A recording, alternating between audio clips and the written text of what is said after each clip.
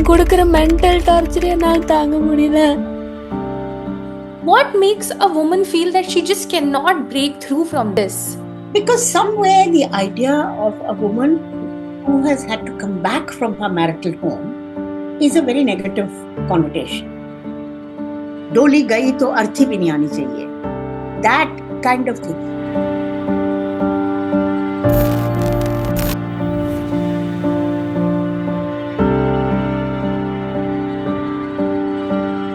If your daughter calls you late at night and says she wants to come home, you leave everything behind and go get her, don't you? But what if she's married? What if she says she's scared in her husband's home? What if she sends messages saying she cannot survive there anymore? Do parents still rush to bring back their daughters? For many women in India, marriage becomes this one place or situation they cannot escape from. And sometimes the final warning comes in the form of WhatsApp messages, which are later submitted in courts as proof. 33-year-old Twisha Sharma from Noida has died under mysterious circumstances. The police has claimed that so far investigation points to suicide. But is it really a suicide? These were the messages Twisha sent her mother, which have now been presented in the court. On April 30, she described her life as nark, hell. क्यों भेजा मुझे यहाँ? ये यहाँ बात ही नहीं कर रहा है. Why did you send me here? He is not even talking to me. Her family has alleged that she was relentlessly harassed for a dowry, a claim the court has now taken cognizance of. But is this a rare, isolated incident? What changes drastically for a woman after marriage? And why do parents hesitate to reach out to their own daughter until it is too late? Another case. Blood clot in the brain, ruptured spleen, bruises all over the body. That is what the autopsy report of 24-year-old Deepika Nagar states. Sources said the post-mortem report recorded external injuries including contusions, bruises on her face, elbow, joints, forearm, right thigh, chest and abdomen regions. And then there is a case of 2025 where a young woman from Tamil Nadu left devastating messages for her parents before her life was cut short. She was found dead in her car reportedly after consuming pesticide. The reason? Again, alleged dowry harassment. Vidhanya married Kavin Kumar in April 2025. The wedding came with a massive promise, 500 sovereigns of gold and a luxury car worth 70 lakh rupees. But only 300 sovereigns were handed over at the time. According to the police, the pressure for the remaining gold quickly escalated into brutal mental and physical abuse. Just days before her death, Vidhanya had returned to her parents' home, completely broken. She was terrified to go back, but she knew society expected her to. In 7 heartbreaking WhatsApp messages to her father, she detailed the daily harassment. In one message, she said, "I don't like this life. I'm unable to continue." On a Saturday, she left home under the pretext of visiting a temple and never returned. The police later arrested her husband and in-laws for dowry, harassment and abetment to suicide. This forces us to ponder upon a deeper question. What is it about our society that makes women feel so utterly trapped in their marriages that they just don't feel they can get out of it? And taking one's own life feels the only way out? According to National Crime Records Bureau, NCRB's latest data that you can see on your screen right now, in Uttar Pradesh alone in 2024, total 2,3,800 dowry deaths have been registered, followed by Bihar, then Madhya Pradesh. Now, dowry death is merely the final fatal symptom of an underlying disease. The early symptoms appear much sooner, only to be ignored, or worse, fueled by the society we live in. Look at the cases under cruelty by husband or his relative section. 21,266 cases in Uttar Pradesh, West Bengal 19,330 cases. Many call dowry as a part of Indian culture. After the Indian Constitution introduced stricter anti-dowry laws in the 1980s, dowry simply rebranded itself as gifts. It became a status symbol, a mark of reputation, something the bride's parents are socially obligated to bestow upon the groom's family. While many justify this by linking it to historical practices like Varadakshina or Stridhan, claiming it provides financial security to a woman leaving her home, the question now is, how did it evolve into something so lethal? So, in a sense, this gift giving is a kind of has a totally different meaning in pre-capitalist and pre-modern societies, and has a totally different connotation, because now you convert that into something which is which is has a is treated as an asset, which is then contested, can become the subject of contests over. Now, why is Stridhan important? Stridhan is important because it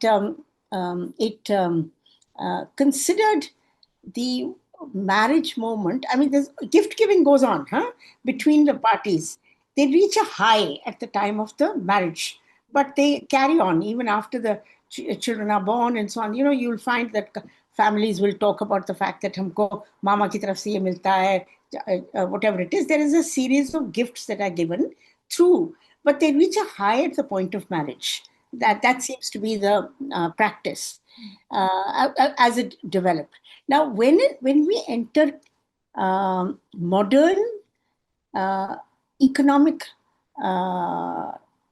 modern times, when all of this can become significant from the point of view of its monetization, it means something to give all of this stuff. Then you'll find that it starts to become burdensome. It starts to become very heavily overloaded, and it becomes something that is dumped on the girl's side, in a sense, also marking a slightly lower status for her. Okay. I want to talk a bit about Sridhan now. Hmm. That initially the concept was that it is a woman's exclusive wealth for her own security. That's that, Yeah. right?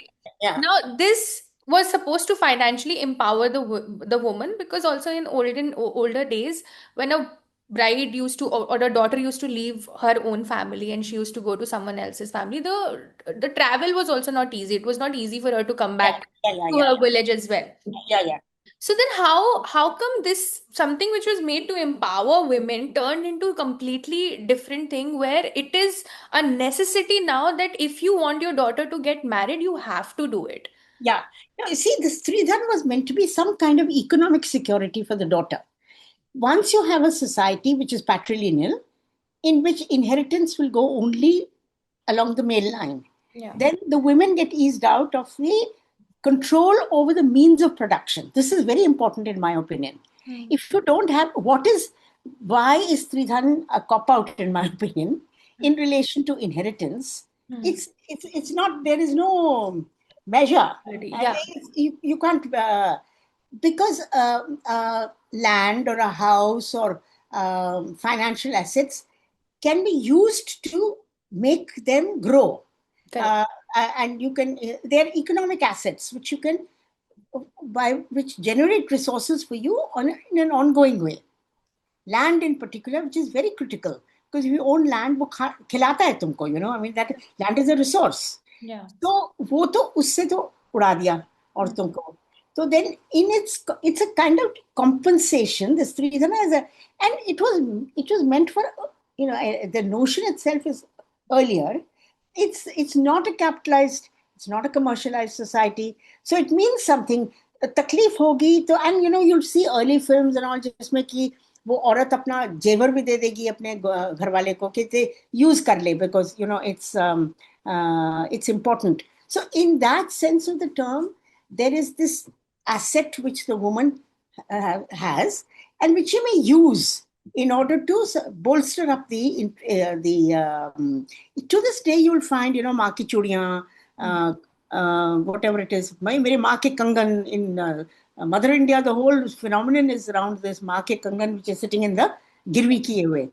So it's some form of support for the woman, which is now actually being transformed into something different.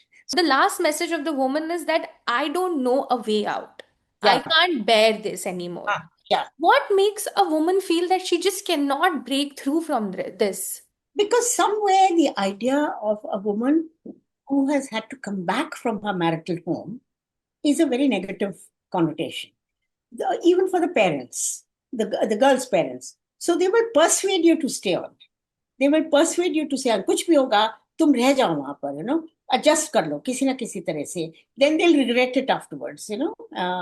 कि हमने आने नहीं दिया उनको and so on. And one of the tussles that we had was with our own, was in a sense to, what would you call it? To ideologically empower the natal household from not doing this kind of thing, at the end of the day. And I remember I was pushed into doing um, history, a feminist history kind of thing, uh, by some young women. We are at a demonstration, one of the early demonstrations, the second demonstration, I think, that we had in Delhi. And we already know that the girl has tried to go back to her father's house and she's not been allowed to return.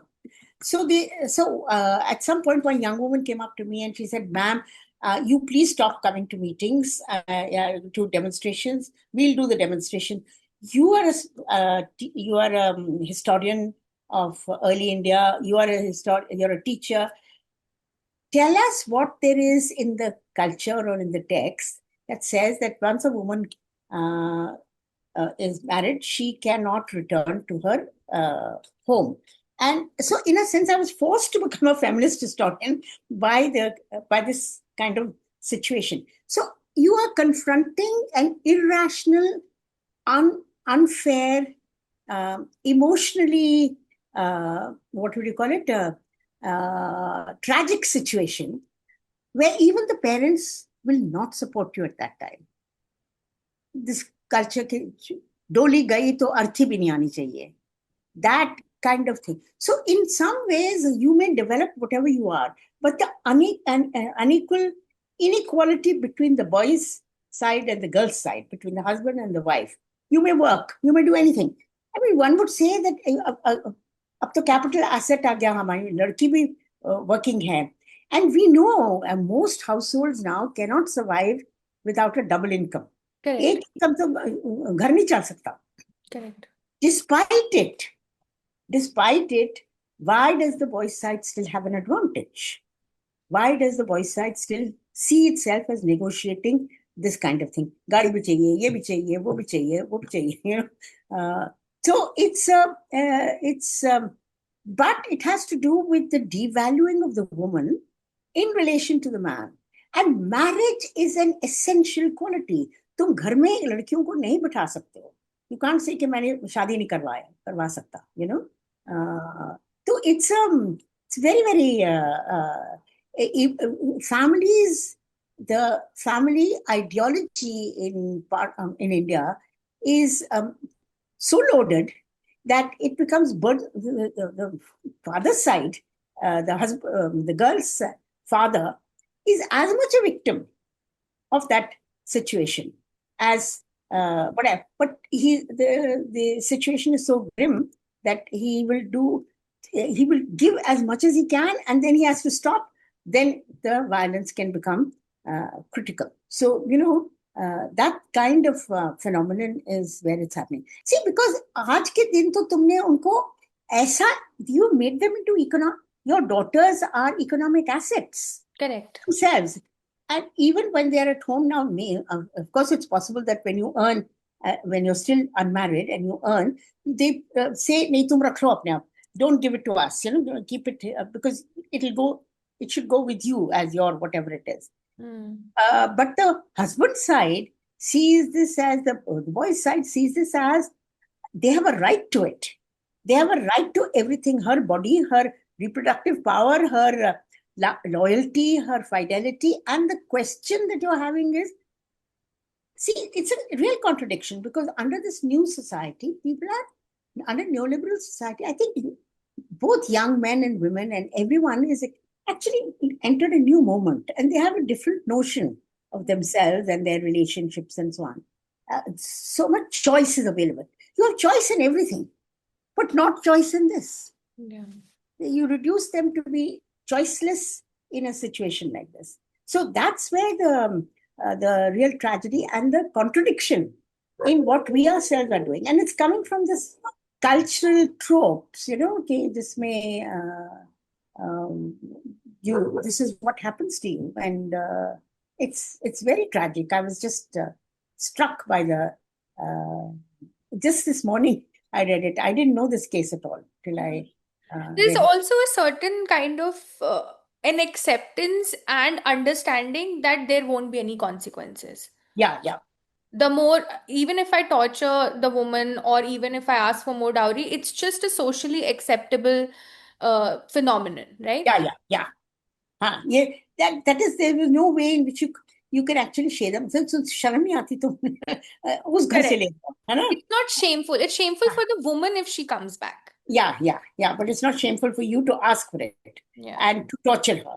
That is, we. I remember we did a report as civil rights activists at an early moment, and we were, as feminists, it was called Inside the Family, and it actually highlighted the tragedy of the girl trapped. Each woman is trapped in her own familial dynamics, and there is no way we can. How do you build solidarities?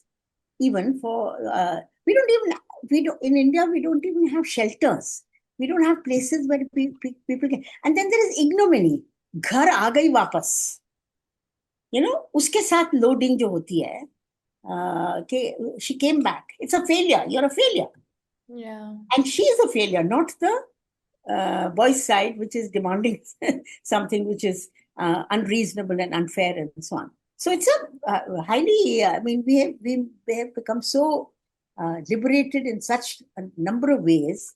But if we continue to keep the marital idea, the family ideology working in this kind of way, then it's a long way off. It's like whenever a woman raises an alarm, the first thing that people do around her own family is to not acknowledge it. Yeah, yeah. Like yeah. they don't understand that if I'm telling you come pick me up, you come Yeah. and pick me up. Yeah.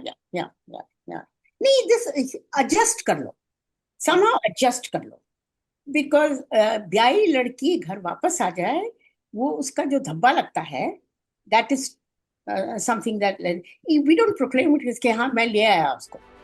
डोली गई तो अर्थी भी घर नहीं आएगी. Words that weigh down so many women in this country. The statistics we looked at aren't just numbers, they are empty chairs at dinner tables and texts that went unanswered until it was too late. When a daughter sends a message saying she cannot survive, it shouldn't be treated as a complaint to be managed or adjusted to. It must be treated as an SOS. For more such stories, keep watching the Indian Express.